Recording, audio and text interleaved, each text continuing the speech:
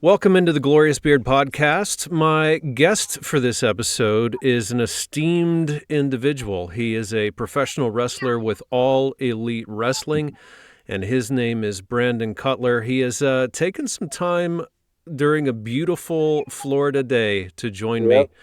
And Epcot. I wish I had the Epcot ball behind me. Not really. Brandon, I want to start at the beginning.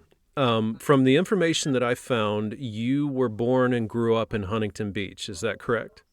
No, that was actually just because I did a surfing gimmick when I was a wrestler that I said from Huntington Beach. Oh, And it kind of just stuck through the years that everyone was like, oh, he's from Huntington Beach. I'm like, no, yeah. no. Everywhere that I've looked around, it said that you grew up in Huntington Beach. Yeah, no, it was a small town in the Inland Empire of California called Rancho Cucamonga, is Rancho where I grew up. Yeah. Cucamonga. Yeah. And like doing a surfing gimmick as one of my first gimmicks in wrestling, I was like, "Oh, I'll do one of our beaches," and that was the beach I would go to most frequently, was Right. Huntington Beach. So that's why I chose that one. The the climate was pretty mixed back in those days when you were growing up. I mean, you Mm. had surfing, you had the early stages of Southern California pop punk and punk rock. You had Yeah, skateboarding culture. Were you involved in any of that? Did you get into that stuff? I was into the skateboarding stuff. I learned how to do a couple of skating moves, but that's kind of it. But yeah, I remember in high school, everyone was wearing like the Etnies and Osiris and stuff, and Vans was like the cheap version of, oh man, you can't afford, oh, the Element or any of these other type of skate companies. I had one of those Tony Hawk double kick boards, that had the arches on both sides. Yeah, I had one of those around that same time. I'm the same as you. I got a little bit into it, but yeah, I could never like tolerate it enough to really get yeah. good at it. I, Um, I got good enough. I could do like an ollie and a kick flip, and I think like a pot shove it, and that was kind of it. so I was reading up on you, I was doing some research. Hmm. And when you were growing up as a kid, because I know you're into the tabletop gaming, you're into the Yeah. Dungeons and Dragons, Oh yeah. how early did that start for you? Like, did you consider yourself a nerd when you were growing up, or? So yeah, through my whole life, I've always considered myself a nerd, but the tabletop stuff didn't start until like 2015. At that point, I was already, what was I, like 25, 28 Mm, years old. Yeah, growing up though, it was always video games and stuff. That's what I was super into, and like Legos and things.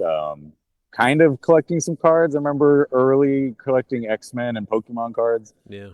But like I never did the tabletop stuff. And then it was when I met my wife, we went to some conventions, and then like we had some buddies that introduced us to some of those, like the gateway games, as we say, like the Ticket to Ride, and some of those where it's like an introductory of like some simple mechanics into the grand scheme of tabletop. Yeah. So it was more so when I was like a young adult is when I got into the tabletop stuff. I've just recently been getting into the tabletop. I joined a club, and Oh, they meet once a month, and everybody nice. sets up and everybody brings and they're serious about it, man. Like, Yeah. I went the first time not knowing what to expect, and they're bringing in big hockey bags full of Oh, games and all kinds of yeah. stuff. So, I've seen those. The big fridges, backpacks with their big yeah, square, big block. Yeah. yeah, with the padding and everything. Yeah, yeah. Yeah. So I'm right there with you, man. I just recently got into it and I've got really interested in it as well. So Yeah. I It's get it. addicting. It is fun. It's like if you like video games, you'd probably like board games because it is a lot of like mechanics that carry over or a lot of like themes. And then it's just fun to play with like an actual like physical element and like in the same room as your buddies. What were your go-to I'm imagining you at that time probably Super Nintendo. Would that be right? Oh yeah, that was our first. I remember when me and my brother got a Super Nintendo. I remember for the holidays, it was that we opened it. We went sprinting around the house, just yelling. 'Cause we were, maybe 8 or 6 ish around or whatever Yeah. whenever it came out, whatever it was, like 96 or something.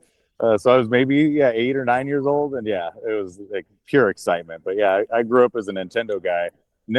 I've never owned a PlayStation. Not that like I was just always Nintendo and then Xbox when Xbox was coming out. I'd get all those. Can't ever afford to have all of it. but I was totally like my wife was more. She grew up with Sega and PlayStation, so now together we have like history of all the games. Where now we're teaching our kids all of them, and it's like, oh, that's a Sega, that's a Sonic, that's your mom. Ask her. So if it's Mario, then all right, I know all that history. What were your go-tos on N64 or Super Donkey Nintendo?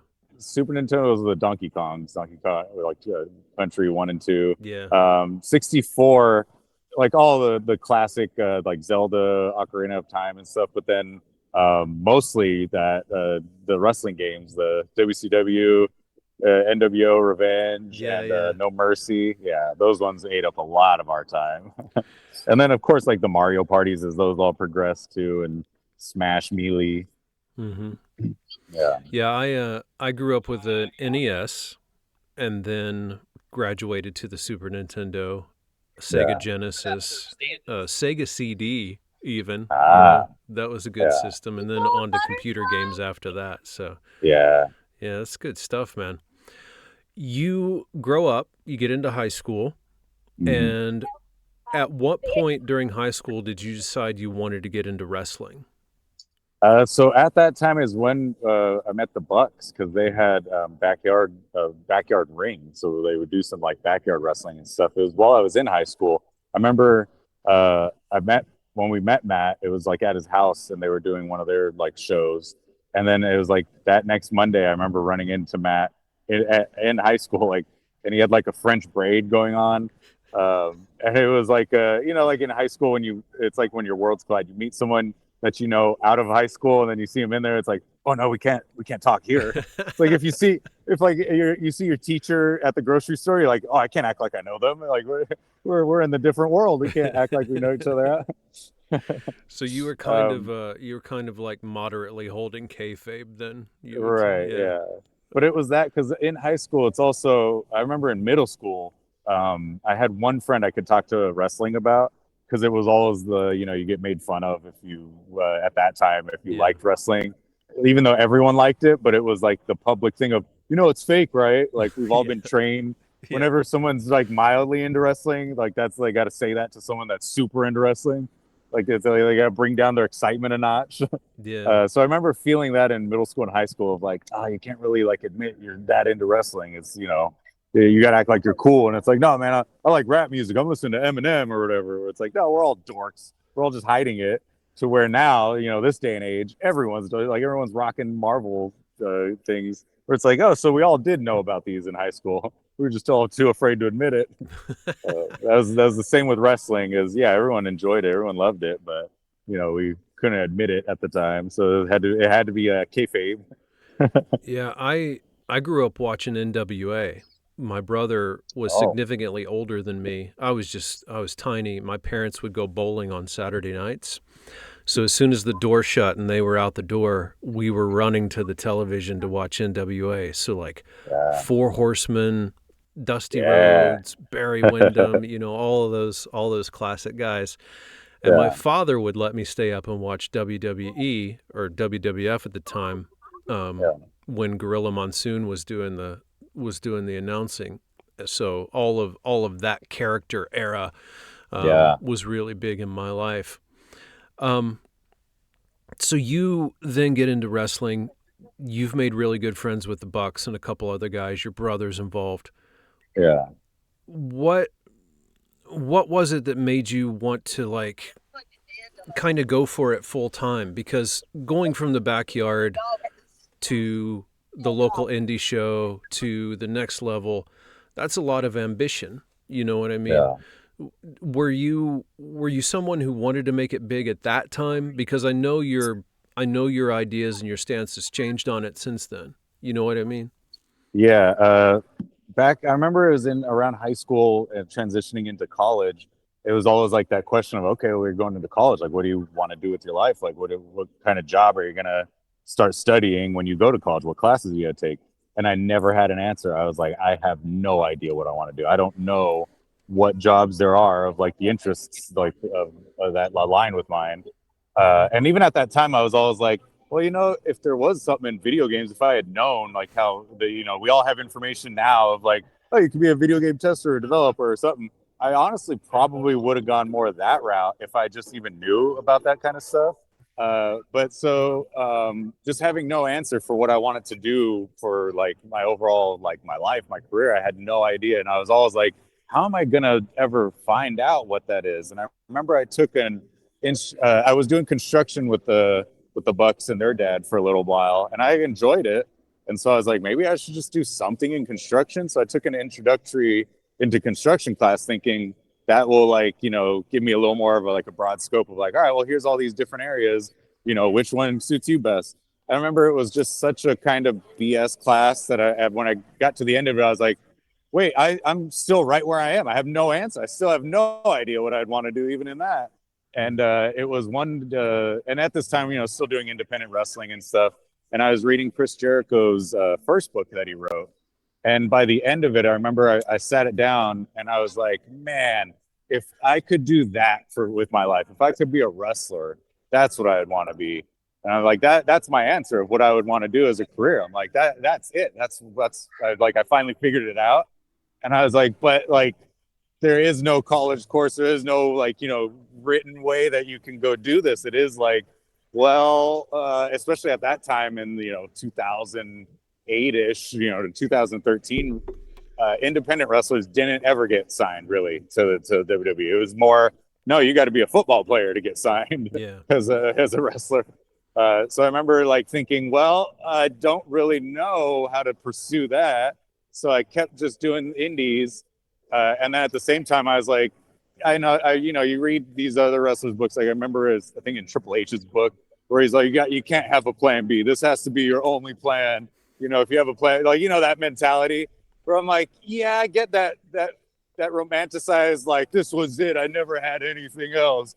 I was like, get that. That's like the hardcore mentality to have. But I was like, but realistically, you got to have another job. You got to have some money because you're not making anything on the indies. And it's like, well, are you going to live with your mom and be, you know, 45 years old before you, you know? So I was like, yeah, I got to kind of have a plan B and like, you know, figure out a little bit of life.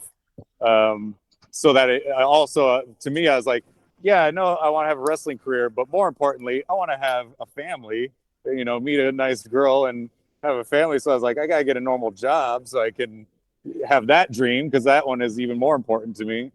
And so you know, I had a normal everyday job kind of thing, and then pursued that, and then it started leaning more and more towards, yeah, the likelihood of ever making it is becoming less and less, and I was getting promoted in my normal job I had, which was working at a vitamin shop.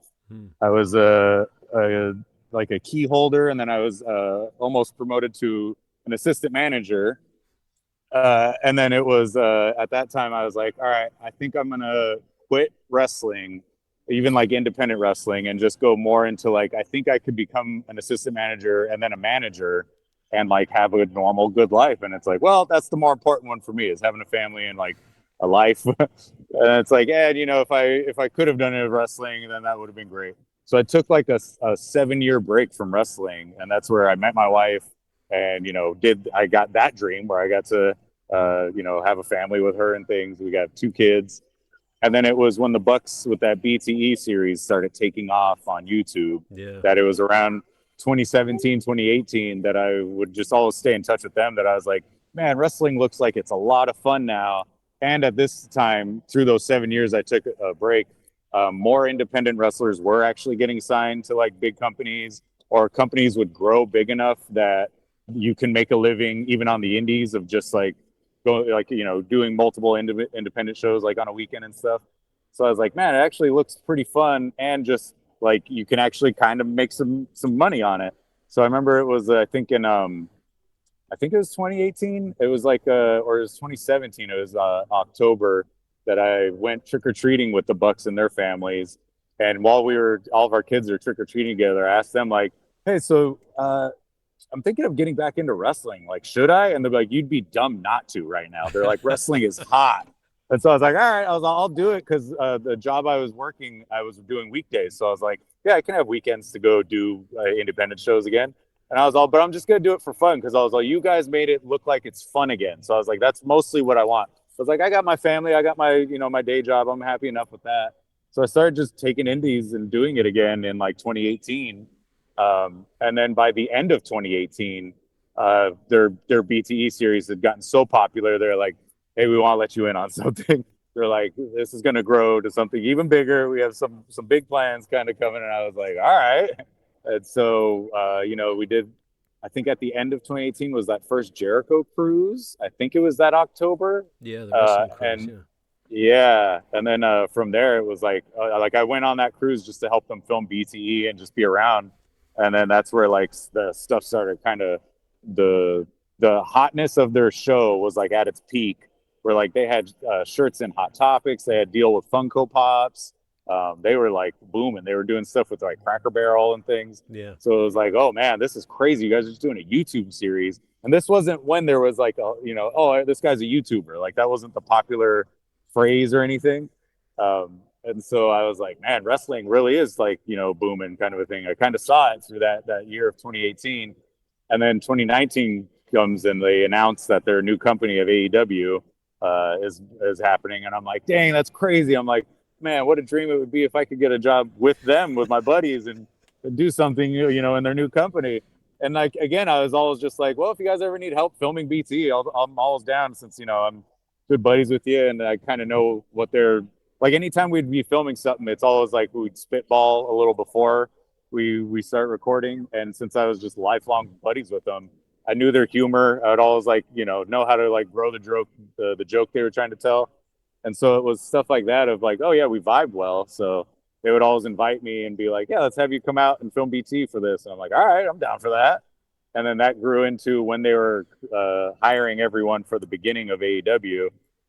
They both said like, yeah, we want to make sure we got you a contract before everyone realizes like this is a real thing. And they're like, it's gonna come out of the woodwork that everyone's gonna come start asking for a contract. So that meant a lot to me, that they were just like, yeah, we want to make sure we get you on board before this like goes crazy. And so they surprised me and gave me a whole little. They infamously recorded it on BTE that they gave me a contract, and I broke down into tears because at that time too, I was running a side job as a personal trainer, and it was like rough at that time, because this is a little bit after all of the CrossFit craziness and those box gyms and stuff they call them. It was like that had just passed the high of that, so it was coming on a low, and I was like, man, I don't know if it's going to be feasible to keep running a personal training studio. So I was just kind of stressed about like overall, like, man, all right, my normal job is kind of like tanking, and then they came with that. That's why I broke down into tears, is thinking, oh my God, me and my wife are going to be like financially secure, like we're going to be okay. So that was a huge like a little saving grace they gave me of like, oh yeah, come with us, buddy. So that was at that time, I was all saying it was like beyond a dream, because I was like, oh yeah, this is like a dream job would be like I was saying back when I read Jericho's book of, man, a dream job would be if I can make a living with wrestling. And then beyond a dream is like, yeah, but you can do it with your buddies now. It's like, dang. And not only that, but then you were the first person to step into an AEW ring on an event, right? Yeah, on that first pay-per-view where it was officially an AEW event.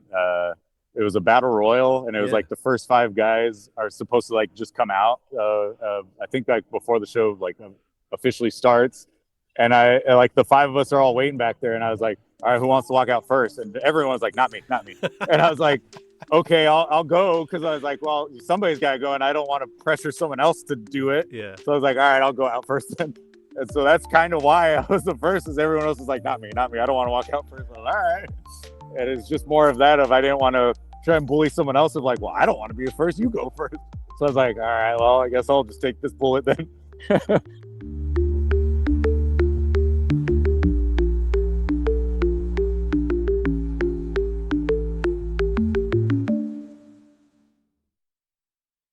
This episode of the Glorious Beard Podcast is sponsored by Men Matter & Co. When men feel good, they thrive, and that's great for everyone.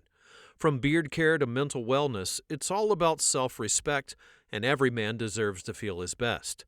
Men Matter & Co. have some great products that are designed to help you look the part and feel confident whatever you're doing. The team at Men Matter & Co. have carefully crafted a selection of beard care items to make your beard stand out and give you the assurance that when you look good, you can meet the challenges that you face today with confidence.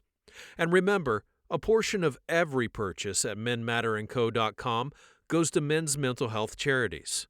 That's why the Glorious Beard is proud to partner with Men Matter to give you 15% off of your entire purchase using our promo code GLORIOUSPOD at checkout. That's 15% off your entire purchase at checkout using the promo code GLORIOUSPOD. Confidence, care, respect, because men matter. You are listening to the Glorious Beard Podcast. My guest on this episode is Brandon Cutler, professional wrestler with All Elite Wrestling.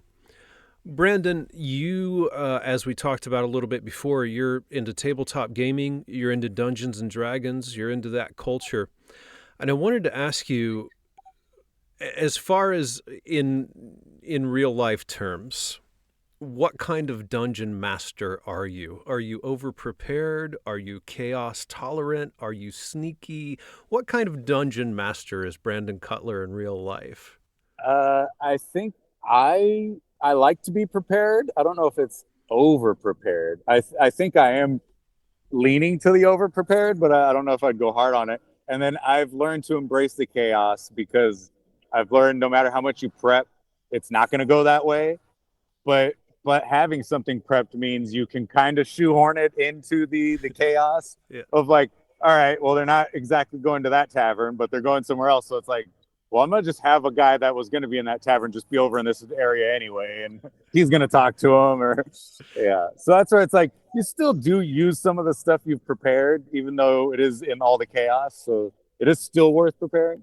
But I just know it's not going to go the way I plan. Even if I am like, all right, well, if they're going to enter a town, I'll say you guys see this type of a building, this type of building, and this type of building. And then I'll plan out those three. So it's like, still have options. They'll go to one of these.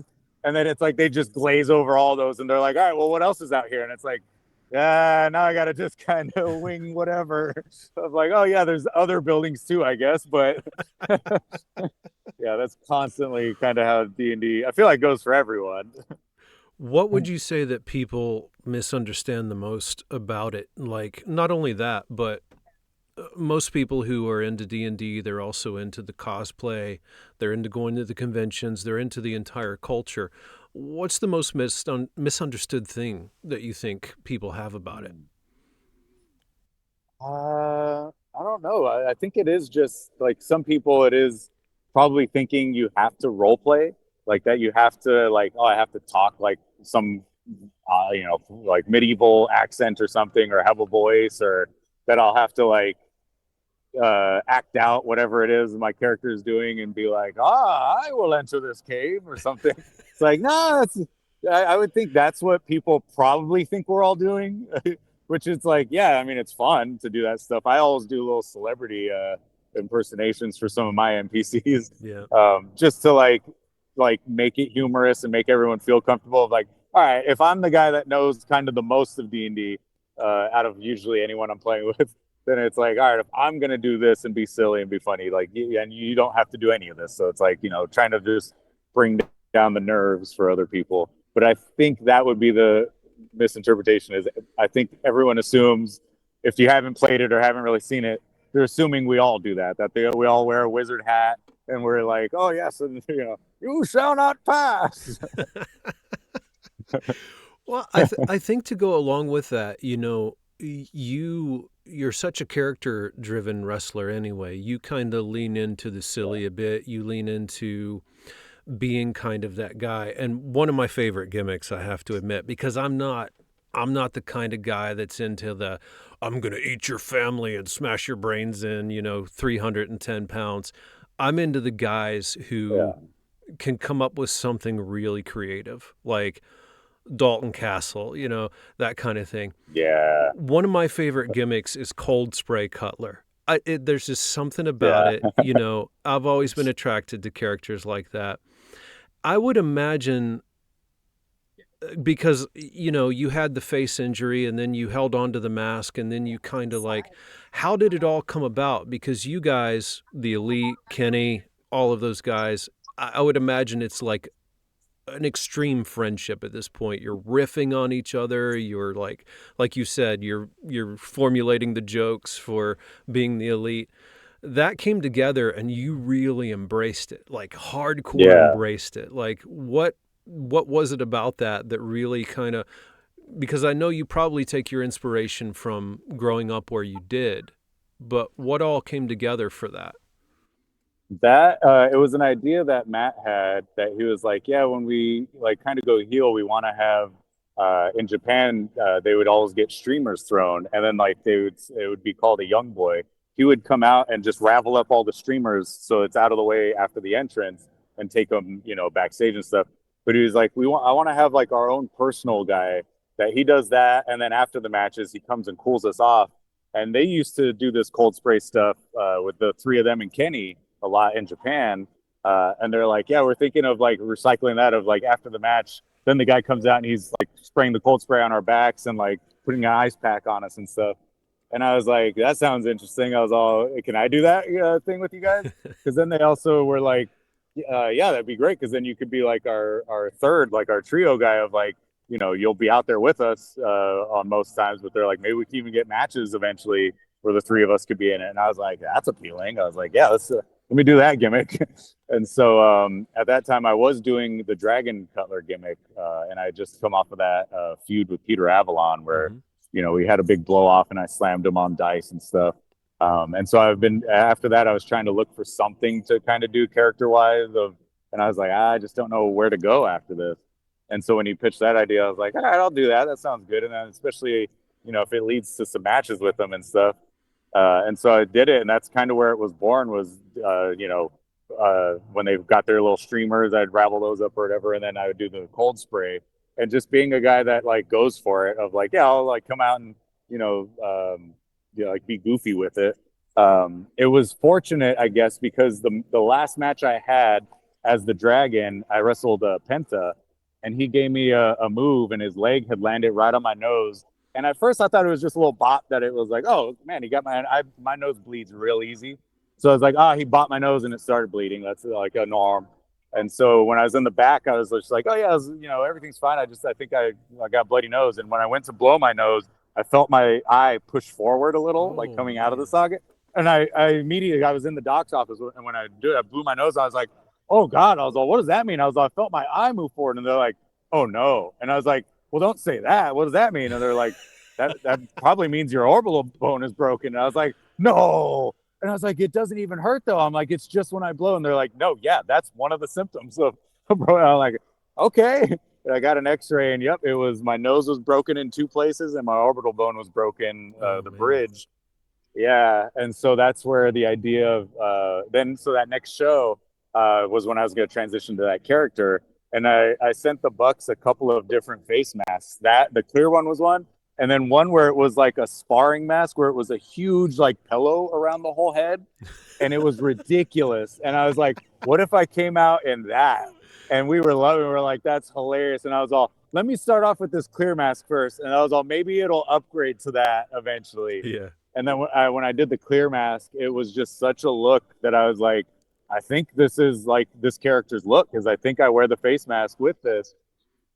And like the face, I didn't have to get any surgery or anything. It was just more of a leave it alone and it'll heal itself. Right. And the orbital bone was like, it was minorly broken.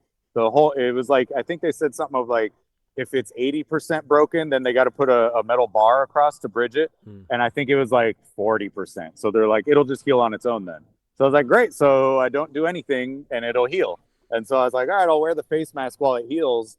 And then, when it's all done, maybe I'll get rid of the face mask. But like at that point, I was wearing it already for like 4 or 5 weeks. And I was like, I think the face mask works with this character. Where I was like, even though my face is healed now, I'm like, I would look weird without this mask. Like a lot of the shtick is because I'm wearing this ridiculous mask with the bright track suits and coming with the cold sprays. I think this is the character, is all of this combined. I'm like, I can't lose any of it, kind of a thing. Yeah. Yeah. There was one show deep into it, like a year or two into it, that I was at the Go, and I was like, oh my God, I don't got my face mask. And they're like, you might be fine with it. I was like, no, I can't be seen without that. No. So I ran to the back and grabbed it and came back in time. but like I was like that where I was like I felt naked without it. I was like, I Yeah. can't go out without my face mask on. You you have all these different pockets of your life where you've got a community. You've got a tabletop community. You've got, you know, your friendship community. You've got your wrestling community. And really, you could say that your story is kind of inseparable from the Bucks, right? You've known Right. them so long. You've been such great friends. What has that friendship with them taught you that has nothing to do with wrestling? Like, let's take wrestling out of the equation. What has that Right. friendship with them taught you?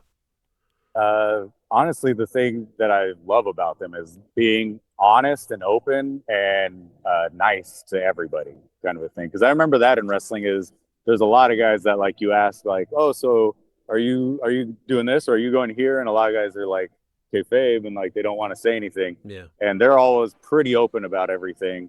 And I'm like, yeah, I feel like that. I feel like everyone more benefits for open and honest with each other rather than trying to like keep information from each other. So I've always loved that about them of like, yeah, let's just like, yeah, say it, to their face, like open up and have a discussion kind of a thing. And then that too of being nice to strangers, to everyone around you, how much more like life just benefits from that. Even if you don't necessarily gain benefit, it's you just have a happier life from that. Like that's another thing that whether in wrestling or not, I'm always just like, yeah, I don't know if I want to get to that spot because that person seems like they're always miserable, even though they seem like they have it all. And I'm like, I don't have it all, at least like, in the wrestling world. And it's like, but I know I'm happier than what I feel like some of these other guys are in like my everyday life. So I was like, I think I'm good of like, not trading my happiness for, making it further and being miserable. Yeah, I mean, because I think you've been on record where you've talked about how you watch these guys. They're so concerned about their win-loss records, about where they're going to be, their success. And that really kind of influenced you to go the other way and take care of yourself. Right. What kind of person do you think that really changed you into? I think I've maintained actually who I've been is what I think I've always because I've always loved the quote of from Mufasa where he's telling Simba, "Remember who you are." Mm. Of yeah, don't change. Like stay true to who you are. Don't like let people get in your head and make you feel like you're less, or let the world feel like, oh man, like if I want to be a main eventer, I got to drop this like shtick, or I can't really do this. I feel like I've tried to like stay true to stuff that my values and what I like, and not be like, well, I guess what I like no one else likes, so I guess I got to stop. That's kind of doing a whole D&D gimmick is like, well, no, it's what I want to do. It's what I like. I want to do this gimmick. I don't want to do, or I've loved the Stooge gimmick because to me, I was always like, yeah, I've always loved being like the class clown and like the physical comedy guy. So I have a lot of stuff I'm really proud of that I did with that gimmick. So for me, I feel like I've always tried to stay true to like my moral fiber of like who I wanted to be, or like wrestle the way I want to wrestle.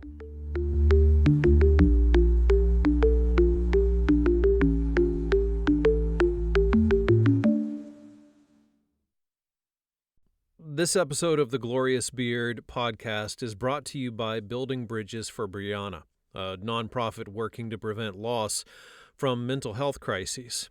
Founded in memory of 15-year-old Brianna Dorgan, the organization connects individuals and families with the support and resources that they need, while also helping communities to talk more openly about mental health.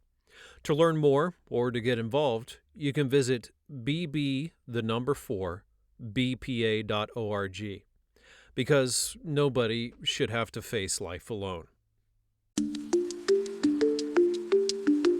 You are listening to the Glorious Beard Podcast. My guest for this episode is Brandon Cutler. The Glorious Beard Podcast is sponsored by Beard Sorcery. And right now you can go to beardsorcery.com and use the promo code GLORIOUSBeardPod to get 10% off of your order, including officially licensed Dungeons & Dragons beard care products. Brandon, you're a person who helps out in every facet. You're behind the scenes, you're in front of the camera, you do the video editing, you do the camera work, the production. A lot of the look of AEW is because of you. Because when COVID took over and they had to go to having no audiences, you were able to do things in a way that had not been done. In all of these things, what, because I know you're a self-taught media guy, in all of these things, that artistic part of you kicks in. That artistic part of you says, this is the vision I have. I know the process for myself when I go to create a video, when I go to create a piece of media. In my brain, I see it start to finish, printed, exported, it's uploaded to the cloud, and it's done before I touch the keyboard. What is the artistic side of Brandon Cutler like when you go to create? What is the process? A lot of it is riffing with the Bucks. Like a lot of it is kind of the group. We all get a lot more creative when we start chatting with each other. We'll all like some weeks will come with an idea of like, oh, like I thought of like, what if we do this for like a bit on BT? And then as we chat, it kind of develops into a full idea or what we used to have like full episodes about back in like that pandemic era with the whole like Dark Order and Hangman series that always kind of went on. And a lot of the stuff is honestly winging it. That's what a lot of wrestling is, even doing tapes and stuff behind the show backstage. A lot of it is like, all right, well, what do we got? We got this room and this other like hallway that we can really just use. So it's like, well, we can kind of shoot it from another angle. Maybe it'll look different, but yeah, that's a lot of the creativity is like just getting creative with like what you have at your disposal or, you know, what your limits are. Right. I've seen some people even say that on movies that they're just like, sometimes the big budget isn't it. You can throw money at stuff and it's not going to really solve a problem, or it'll solve a problem, but it won't be in a creative way where it's like, or if you didn't have the budget, how would you do this without a budget kind of a thing? And I'm like, yeah, that's true. We've experienced that a lot on BT of like back in those like pandemic days of like, all right, well, we're in the same building for like a year now trying to film stuff. So like there's a room in there that we always call the Dark Order room because we wouldn't film any other bits except Dark Order bits in there where it's like, we've kind of made that little location in Daly's place known as a specific place just because we were like, well, we don't got many rooms, but like this one's been designated like, we can't film anything. This is like the Dark Order lair kind of a thing. And yeah, so a lot of the creativity comes from that. And then what me and Matt always say is just watching other things. We'll watch other series like a Netflix series or movies and things. And some of them that you could kind of recycle and cross over into wrestling. Or like some it is like, I would see a commercial. I remember I did this on one BTE. I saw a commercial where it was like, it was a workout video and it was just always staying on like the way I did it is I did a kettlebell, and while I worked out I stayed on the same position on a kettlebell and would do workouts behind it, or so it's like the background was always changing and it looks like it's like a time lapse of, oh man, this guy like just worked out for like 20 minutes or something, but it's like it's just a bunch of different exercises and the main focus is always the kettlebell. And I was like, oh, that's kind of cool how they, the artistry behind that of like, yeah, your main focus is there's always this kettlebell on the front ground, but in the background is, an ever shifting, a bunch of different exercises that are going on, which give the illusion of time passing and things like that. So like, yeah, it's just kind of, I like anything with wrestling too. If you watch a match and you're like, oh, that's cool. I wonder if I could do that, but like do it a little different and do it my way. So I'm like the same with like video editing or filming is you kind of see something and you're like, I want to do a little shot like that. I want to do I did it, remember with Orange Cassidy and Chris Statlander once when I got a new camera that I was like, look, I can manually focus on stuff now. So I could do like I'll look over Orange Cassidy's shoulder and focus on him and then do like the Western shot of like, then focus down frame and you see Chris Statlander, over there standing off against them. So I was like, that's just cool stuff that it's like, once you have that ability to do that, you start noticing it in films or in things of like, oh, look, they did just a focus shift and like now like they did nothing else. Now you don't really notice those things are happening until like you've unlocked it. You've unlocked the skill, and then you're like, oh, I see this everywhere now. Achievement unlocked. Yeah. right? Yeah, it's the same way for us coming up. Like my partner in this production, we've been working together on projects in media for what year is this? For like almost 30 years now. And it's the same way for Jeez. us, you know. Yeah, No matter what we do, no matter where we are in the world, because of the way technology is, you're in Florida right now and I'm somewhere else. And it's like right. you can do these kind of things now. Yeah. If, speaking of movies, if someone were to make a movie about your life and they took the wrestling part of it out, what would that movie look like? Oh boy, a lot of board games and video games, and just being a family man. Probably most so a family man, because that's mostly what all my time is. But I don't know if that would be the most entertaining movie to watch. When you look back on your life and you're in your let's call them the sundown days, when you look back in your life, what do you actually hope that people will remember you by and understand about you? Um, to never let having a good time get in the way of things, because just like that gimmick I'm most known for is the cold spray stooge that I'm very proud of. That it's like, yeah, have a good time and you'll entertain and reach more people because you're letting your true self kind of come out. So like that overall, and then the thing that I've carried through my life is the which kind of goes with that is the remember who you are. Of like if you're a big nerd and you love comedy stuff and you love seeing other people like make people laugh and do comedy, and it's like don't let people talk you down of like doing that. Then enjoy it, be prideful in it, be proud of it, and yeah, don't forget who you are. We've Same got same with like being an overall nerd. If it's tabletop, if that's your thing, that's where it carries on to all the different nerdums. Whether because I always say wrestling is essentially LARPing, so it's like we're all nerds in that realm too. That it's like yeah, we're not cool buff like biker guys. We're all nerds. We're all role playing on Twitter and role playing in front of a massive crowd and stuff. And so like it's the same thing of like people could make you feel nerdy about that too, because somebody can make you feel in the bad terms of a nerd for anything that you're doing. And it's like, no, if you break it down, that all things are nerdy in life. Like if they have all these stats that they got about a football player, it's like, yeah, you're a nerd too, then, man. You know who won 2 years ago Super Bowl or something. You know who was in the fun.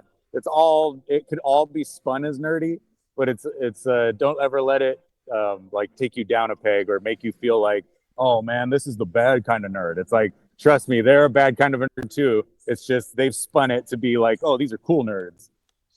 You have a culture in cosplay, tabletop gaming, going to conventions. You've been a wrestler a long time. You're a father, you're a husband, you're a friend. You have all of these different characters. You've played the underdog, you've done the comedy, you've been a serious competitor in the ring. Which one of all of those is closer to the real you, or are they all combined? I'd say they're all a good mix of me. Like how yeah, the recipe is always just different. I'd say for me though, because I'm such a goofball, I'd say probably the cold spray cutler is probably the most like yeah, that's me. Because I remember also growing up and watching movies with Jim Carrey and like the Austin Powers and Mike Myers and stuff. I was a huge fan of the physical comedy of those movies of and like any '90s Jim Carrey movie. And so when I was the Cold Spray Cutler, I would always kind of like what was it like mimic the physical comedy of those guys, and that's why I remember when I did the first match against Frankie Kazarian as the Cold Spray Cutler a bunch of guys came after that match to the back and were just like that was like a coming out like Yeah. oh my god man like that was so good what you did. And I was like what I was trying to harness that entire match. I was trying to just be Jim Carrey as a wrestler. Right. And I was like if Jim Carrey entered a ring, I was like that's who I was honestly trying to be in that match. And they're like it was amazing. Like even Jericho was one of the guys that came up to me and were like I think you have something with this guy. They're like he's like if you just work at it, fine tune it, He's like, I think this is like your shtick. And I was like, yeah, thanks. That's means a lot, kind of a thing. I like the Dungeon Master, like the Dragon Master Cutler as well, because like I love the crossover of tabletop and wrestling. So I think that I can reach more people with that one. But I think like if I had to just go out and like, all right, you can't plan anything, just go out and have a match. It'd be like, oh, I can just step into the comedic cold spray guy and put on a very entertaining match like on the fly. You have obviously a glorious beard. We have featured you on our social media before, and we ask this of everyone as well. If you're standing in front of someone who's blind and they cannot touch you, how do you explain your beard to them?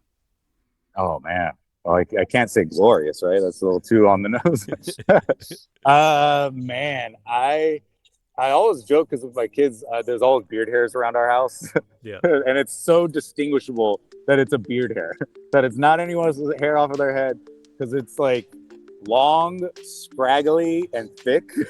So maybe those three, if I had to say it, because it's so distinguishable. Of like, oh, that's a beard hair. It stands up on its own. Like I could pluck one and hold it, and it'll be this little wavy, long. Yeah, it's like a little wand that I'm holding. Brandon, thank you so much for being on the podcast. We really appreciate it. If people want to find more about you, where should they go? Instagram is where I'm the most active. On my socials, Brand Cutler. I'm the same across all socials: YouTube, Twitter, Instagram, all that. But Instagram's the one that I'm on. I'm not on the other ones at all.